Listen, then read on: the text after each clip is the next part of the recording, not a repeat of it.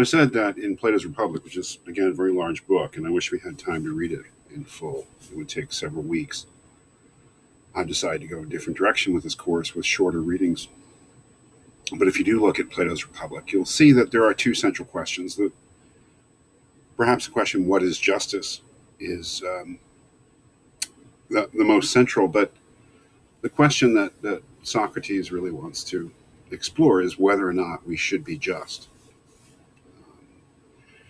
That is, he says we have to know what justice is to know whether we should act justly or unjustly in order to live a good life. And he really wants to argue Plato through Socrates that the just life is better than the unjust one. But here Thrasymachus gives reasons for thinking that what's normally thought of as an unjust life is actually better.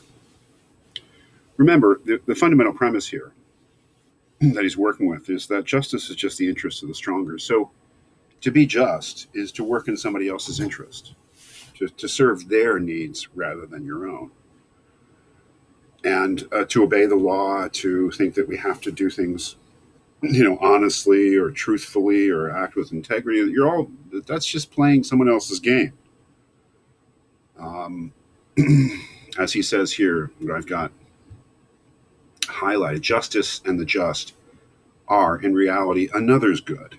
That is to say, the interest of the ruler and the stronger, and the loss of the subject and servant, and injustice is the opposite. So to think that we have to be just is to fall into a trap, to play by somebody else's rules that are rigged in their favor. And he gives some specific reasons for or situations in which this is true. Here he says that the just is always a loser in comparison with the unjust. And he talks about that being true in business, in government service. And that is that the just person pays their taxes.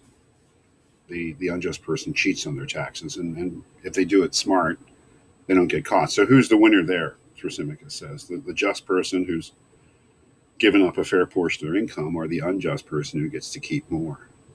He talks about in public service, if the just person holds office, everybody's mad at them because they try to do what's right, supposedly, and they don't do favors for people. Whereas the unjust person feels no compunction about that and goes ahead and does whatever they think is good for them, and they profit from it.